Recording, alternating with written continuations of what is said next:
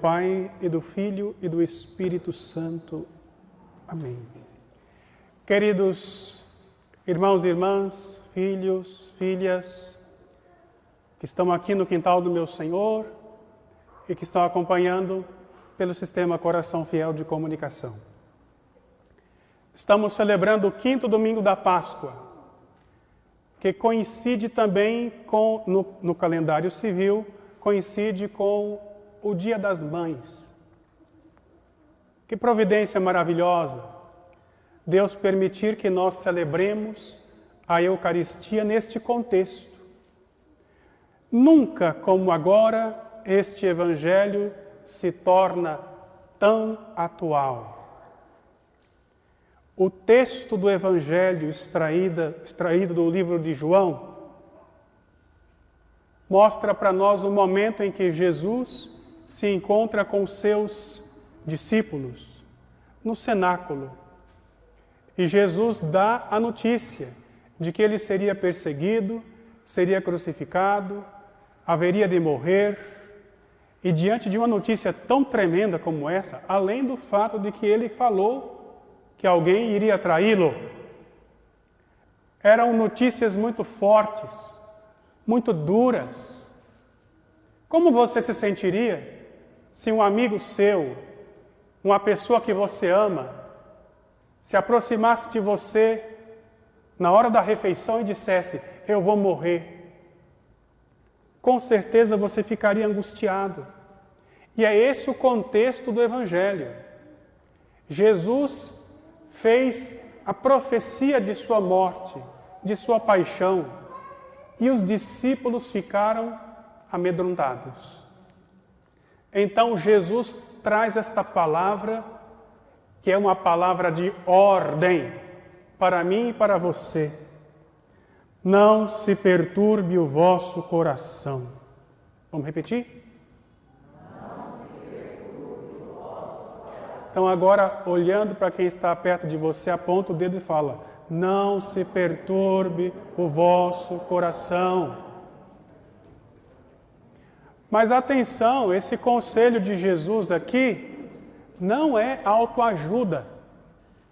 O que é uma autoajuda? É aquela pessoa que passa a confiar apenas nas próprias forças. São frases bonitas. O cosmos conspira a meu favor. Coisa desse tipo. Vamos mandar energia para fulano. Não se trata de não perturbar o coração simplesmente por uma questão da palavra não perturbai-vos. Jesus coloca aqui a base, a condição para não nos perturbarmos. Ele diz: tende fé em Deus. Então agora diz para quem está do seu lado: tende fé em Deus, fulano, tenha fé em Deus. É a fé em Deus que nos ajuda a enfrentar as turbulências da vida. Não se perturbe o vosso coração. Como? Tende fé em Deus. Tende fé em mim também. E aí Jesus começa dizendo a respeito da vida eterna. Na casa do meu Pai há muitas moradas. Nós, católicos, não temos medo da morte. Um católico de verdade, um católico de fé, não tem medo da morte, porque a morte não é a palavra final. Existe a vida eterna. E Jesus disse: na casa do meu Pai há muitas moradas. Então, ainda que nesta vida eu morra, não importa como, existe a vida eterna à minha espera. Existe um lugar para mim. Aqueles que têm fé em Deus não serão sem teto na eternidade. Aqueles que neste mundo não têm onde morar, não têm onde comer, que sofram, inclusive por causa de uma doença, se mantiverem sua fé em Deus, sua fé em Jesus, mesmo que morram, não ficarão sem teto, não ficarão sem pai, não ficarão sem socorro. Por quê? Na casa do meu Pai há muitas moradas. Vamos repetir essa frase? E Jesus começa dizendo: eu vou preparar um lugar para vocês. É por isso que nós vamos, dentro de alguns dias, celebrar a ascensão do Senhor, antes de celebrarmos o Pentecostes. O que é a ascensão? O momento em que Jesus, por seu próprio poder, sobe ao céu. O que é que o Senhor vai fazer lá no céu? Preparar-nos um lugar. Mas Ele não nos abandonou, deixou a Eucaristia, deixou a palavra, deixou a sua igreja. O texto aqui poderia se prolongar, porque tem o diálogo bonito de Jesus com Tomé. De novo Tomé, né? O Senhor responde para ele: eu sou o caminho, a verdade e a vida. Quem me vê, vê o Pai. Jesus está revelando as coisas da eternidade. E aqui, só essa parte, daria para eu falar mais meia hora. E acho que hoje eu podia falar mais meia hora, porque domingo passado eu fiz missa curta. Então eu estou com crédito com vocês, né? Domingo passado a missa foi só 37 minutos. Alguém falou: o padre está doente. Estava mesmo. Mas hoje eu estou bem. Estou quase bem, 98%. Uma situação de canal, nada de outra doença não. Não se preocupa, desencuca. Eu podia aqui ficar mais uma hora falando sobre essa segunda parte do Evangelho. Mas deixa eu ficar nessa primeira parte só. E a segunda parte você lê em casa. Você reza em casa. Deixa eu frisar essa primeira parte. Não se perturbe o vosso coração. Como, Senhor? Como, Padre Delton? Não nos perturbar num tempo como esse? Estamos vendo as pessoas em pânico. Como não nos perturbar, Padre? Alguns estados as pessoas estão morrendo. No Brasil, 10 mil pessoas morreram. Como não nos perturbar, Padre? Diante da ineficácia dos esforços dos governantes, discutem. Um fala uma coisa, o outro fala outra. Um sai do governo, o outro chega. Um fala besteira, a mídia fala outra besteira. E enquanto isso o povo está morrendo. Como não nos perturbarmos? Tende fé em Deus. Tende fé em mim também. Aqui está a chave. Porque se a gente for colocar nossa esperança, nossa expectativa, apenas nos esforços humanos, que são importantes, vamos nos frustrar, vamos nos decepcionar. Quem tem fé em Deus, quem tem fé em Jesus, precisa, acima de tudo, pautar o seu pensamento, seu sentimento, suas palavras e decisões ao redor de Cristo, ao redor da palavra de Cristo. E o que é que Cristo me fala? Fala que eu preciso me cuidar também. Fala que eu preciso ser fiel. Quem é fiel no pouco é fiel no muito. Então eu vou sim me precaver. Vou fazer tudo aquilo que está sendo pedido com relação à precaução, o cuidado com a minha saúde e a saúde dos que eu amo. Vou tomar todas as providências que estão ao meu alcance. E para com os governantes vou rezar por eles. Vou pedir por eles, pelo prefeito, pelo governador, pelos governadores, pelo presidente, pelos seus ministros. Ah, se eu pudesse fazer uma oração por esses governantes e dizer para eles também que eles precisam se ajoelhar, precisam rezar. Enquanto os governantes de uma nação não se dobram diante de Deus, a porta para o mal fica aberta, escancarada. Não se perturbe o vosso coração, mediante a sua fé em Deus. E se eu tenho fé em Deus, eu vou também blindar, fazer asepsia do meu ouvido. Quero pedir a você que está sofrendo, aqui mesmo nesse bairro, Há pessoas que estão sofrendo de pânico, apavoradas, pessoas que chegaram a perguntar para mim: Padre, eu estou apavorado para ir na missa. É pecado eu ficar em casa? Quem não quer vir à missa porque está com medo, não é obrigado a vir à missa, porque durante esse período de pandemia, a igreja deixou facultativo a pessoa. Mas nós não podemos ficar escravizados pelo pânico. Então, essa pessoa que está em pânico, quem aqui de vocês conhece alguém que está em pânico por causa da situação? Levanta a mão para eu ver aqui. Olha, tá vendo? Então, você dá a dica para essa pessoa. Dica número 1, não assista a Globo. Vou falar abertamente, nunca fiz isso aqui. Não assista a Globo. O discurso, a pauta que a Globo tem feito agora está mais prejudicando do que informando. Não assista. Existem outros canais. Pode escolher qualquer um dos outros, até aquele que eu não vou falar, que é daquele sujeito esquisito. Aquele está menos pior do que o discurso que a Rede Globo tem feito. É um discurso que aterroriza.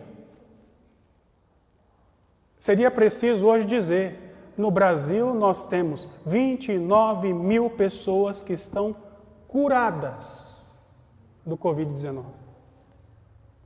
Tem 10 mil pessoas que morreram, vamos rezar por elas. E mesmo depois da morte, o Senhor disse: eu vou preparar-vos um lugar. A palavra final não pertence a um vírus. A palavra final da nossa existência não pertence a uma pandemia. Nenhum de nós aqui está isento de morrer. Quem não morrer agora vai morrer depois. Ah, padre, então já que é assim, vamos tapar os ouvidos para os que morreram? Não. Com isso não estou sendo insensível com os que morreram. Vamos rezar por eles, pedir por eles. Eu, pessoalmente, perdi um grande amigo nessa pandemia. Um amigo italiano que eu considerava como um pai para mim. Morreu de Covid-19. Mas era um homem de fé. Toda vez que eu ia na casa dele, ele me acompanhava até a igreja para rezar a missa. Todos os dias, que eu rezo missa todo dia.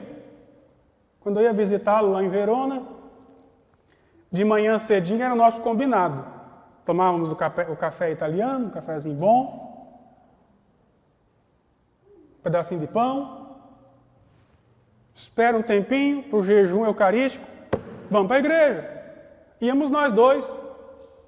Eu celebrava a missa, ou concelebrava, ou presidia, e voltava para casa. Um grande amigo, mas é um homem de fé. Morreu? Morreu sim, tem pouco mais de um mês. Não sou insensível quanto aos que morreram. Mas nós não podemos ser sensíveis demais com as coisas desta terra. Porque isso aqui passa. Sensível demais são pessoas que são hipersensíveis à situação deste mundo e insensíveis com as verdades eternas. Quem dera, as pessoas que estão reclamando, estão em luto por causa das mais de 10 mil pessoas que faleceram no nosso Brasil, também tivessem sensibilidade para acordar as outras para a verdade eterna, sobre a vida eterna. Muito pior do que morrer por um vírus é morrer em pecado mortal. Muito pior do que padecer numa UTI por dias é padecer no inferno para sempre. A nossa esperança está colocada na eternidade. Com isso, não vamos deixar de cuidar. Por isso aqui o espaço das cadeiras, por isso vocês de máscara. Eu estou sem máscara por causa da filmagem e porque eu estou com uma distância razoável de todos aqui. Ao terminar a pregação, vou colocar a máscara de novo. Vamos fazer a nossa parte. Mas sem ficar hipersensibilizados com essa situação. Por quê, padre? De onde eu vou tirar força para isso? Tende fé em Deus. Tende fé em mim também. É essa a palavra do Evangelho que precisa guiar a nossa semana. Deus está cuidando de nós, gente. Deus está olhando para nós. Deus está olhando para o Brasil. Poderia ser pior. Poderia ser muito pior. Se depois de tudo isso, o católico, a pessoa de fé, não despertar, que tristeza. Que fracasso. Tende fé em Deus, tende fé em mim também.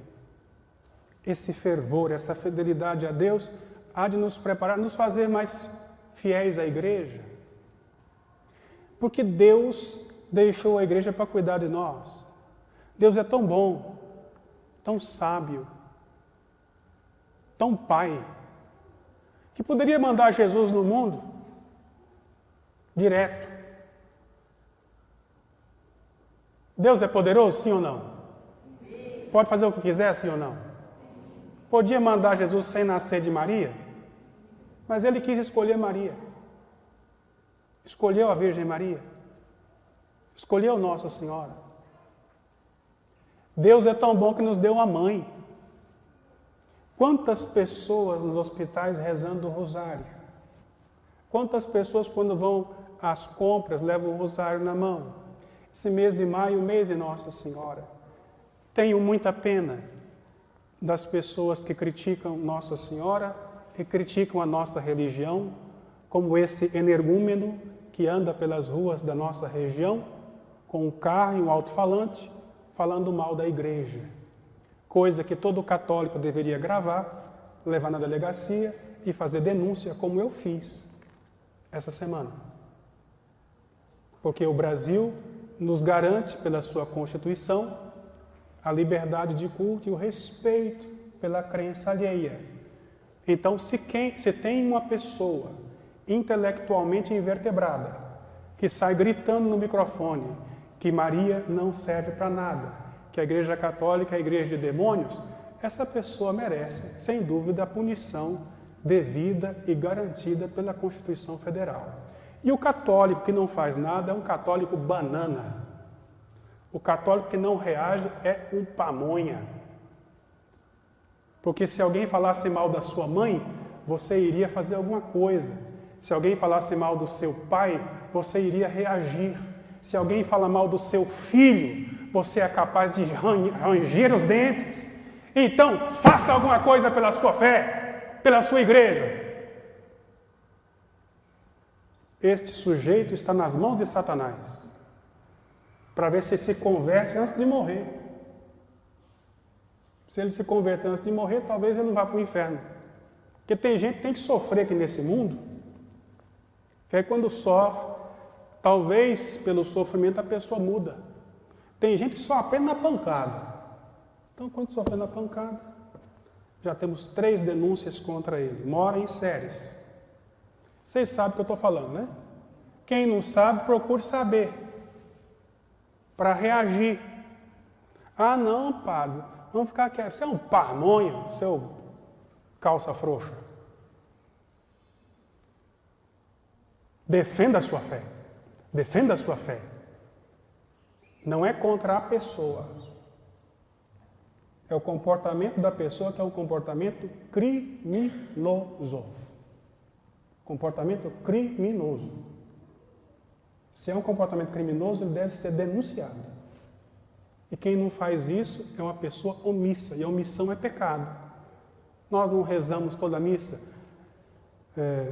Confesso a Deus Todo-Poderoso os pecados de pensamentos, palavras, atos e omissões. Uma pessoa que não reage diante de um crime cometido contra a sua fé é omisso. Isso é pecado. É pecado. Não estou inventando agora. Deus é tão bom que nos deu uma mãe. Nós temos mãe. Esta mãe que há de nos receber na eternidade a todos, católicos e protestantes. Não importa. Eu quero terminar contando esse episódio. Hoje eu estou esticando porque eu estou descontando do domingo passado, tá? Então eu estou com crédito. Já contei essa história aqui umas 15 vezes, eu vou contar de novo para a gente rezar depois dela e continuar a missa. Aquela senhora foi ao presídio para visitar o seu filho, condenado a 30 anos de prisão. Era uma pessoa dura, difícil, grossa. E ela pegava então o transporte, o ônibus, só tinha um ônibus por dia que saía da casa dela até a cidade, e da cidade pegava mais outro transporte público, metrô, para chegar até a penitenciária. Uma penitenciária federal. Chegando lá, se apresenta como a mãe daquele sujeito, condenado, e o condenado, lá de dentro, manda um recado para a mãe. Eu não tenho mãe. Não quero receber visita porque eu não tenho mãe. Na outra semana, no dia da visita, quarta-feira, aquela senhora faz o mesmo caminho. Pega as coisas, pega o ônibus, vai na cidade, pega o metrô, chega lá na penitenciária e fala, eu sou a mãe do fulano de tal. O fulano de tal, então, já azedo, vai até a porta onde se recebem as visitas e diz, eu não te conheço, você não é minha mãe, eu não sou teu filho, suma daqui. A mãe, entre lágrimas, sai da penitenciária e vai falar com o padre. Padre, meu filho fez isso, meu filho me xingou, meu filho fez isso. O padre consola, dá uma bênção, ela volta para casa. Na outra semana, o dia da visita, mesma coisa. Pega o ônibus, chegar lá na penitenciária, aquele menino desnaturado, grita com a mãe, vá para o inferno. Você não é minha mãe, eu não sou teu filho, eu não quero saber de você. Se algum dia eu fui seu filho, eu não sou mais. E a mãe, arrasada, vai até o padre e desabafa com o padre. Padre, meu filho, eu carreguei 9 meses no meu ventre. Eu amamentei, eu ajudei, eu fiz ele crescer. Padre, esse menino se desviou quando eu tinha 16 anos. E a hora que eu chego lá, ele mandou ir para o inferno, padre. E o padre consolou a mulher, tenha paciência, deu uma bênção para ela. Na outra semana, mesma coisa. Ela chega na penitenciária e o menino falou palavrões. Xingou a mãe de tudo quanto é nome. Xingou a própria mãe de nome feio. A mãe chega até o padre para desabafar, que nessa hora é o padre, né? Padre, meu filho, me xingou disso, disso, disso. Aí o padre subiu um fogo no padre, assim, um negócio, que ele falou assim, manda esse menino também para o inferno. Insensível. Como é que ele pode tratar a própria mãe assim? Para de visitar esse menino. Você está aumentando seu sofrimento. Aquela mulher olhou para os olhos do padre e falou, padre, o senhor não entendeu nada. E o padre disse, claro que eu entendi. Já tem 2 meses que toda semana a senhora vem aqui. A senhora está sofrendo, a senhora está adoecendo. Está hipertensa. Vai ter doença grave psicológica por causa desse menino que está te ofendendo. Para de visitar. E a mulher disse, padre, desculpe, o senhor não entendeu nada. Padre, é meu filho. É meu filho. É meu filho. Mãe é mãe. Maria também faz assim com a gente. Fala isso para mim, fala isso para você e fala isso para aquele infeliz que fala mal dela. É meu filho. É meu filho. É meu filho. Eu te peço, ó Pai, em nome de Jesus e pelas mãos de nossa mãezinha do céu, a Tua graça venha sobre nós. Aumenta a nossa fé, Senhor. Tua palavra hoje nos ordena, não se perturbe o vosso coração. Senhor, muitos dos teus filhinhos e filhinhas aqui neste mundo estão perturbados. Aqui na nossa cidade, no nosso país, no mundo. Vinde, Senhor. Vem, Senhor, em nosso socorro. Tua palavra nos ordena, tendes fé em Deus. E toda a fé que nós temos, nós agora colocamos nesta oração. E nós erguemos nossas mãos para o céu para pedir, Senhor, vem em socorro do teu povo. Senhor, pelas mãos de Nossa Senhora, socorrei-nos principalmente nas batalhas que temos de travar. Nesta hora, Senhor, pedimos que o manto poderoso da Virgem Maria esteja sobre o Brasil, sobre o mundo inteiro, sobre nossas famílias. Livrai-nos, Senhor, de toda espécie de perseguição psicológica, mental, espiritual. Livrai-nos, Senhor, do pânico, da depressão. Fortalecei-nos, Senhor, com a Tua graça. Senhor, pelas mãos de Nossa Senhora, nossa mãezinha do céu, imploramos Teu socorro para a Tua igreja, Teus filhos e filhas. E hoje quero rezar pelas mães que aqui estão. Imploro, Senhor, derrama a bênção, porque bendita a mãe que consola o filho, bendita a mãe que consegue trazer palavras de ânimo, bendita a mãe que é capaz de dar bons conselhos, de afervorar o filho nas coisas sagradas. Abençoa, Senhor, concede às mamães lábios abençoados, língua abençoada, porque elas já têm o coração abençoado pela maternidade. Senhor, socorrei as mamães, as que estão aqui no quintal do meu Senhor, as que estão acompanhando pelo sistema Coração Fiel de comunicação. Abençoai também, Senhor, aquelas mamães que nós temos por consideração, mães adotivas, aquelas mães que nos criaram, que nos ajudaram. Socorrei também, Senhor, o coração dos filhos que rezam pelas mães que morreram. Acolhei-as no céu, na sua glória. Nenhuma mãe fique isenta de receber os efeitos desta oração. Repita comigo, Senhor Deus, Pai do céu, em nome de Jesus, pelas mãos de Nossa Senhora, obrigado pela Tua palavra, obrigado pela orientação. Guia, Senhor, o meu coração, a minha mente. Abençoa, Senhor, todas as mães, vivas e defuntas. Obrigado, Senhor. Bendito seja o Teu nome.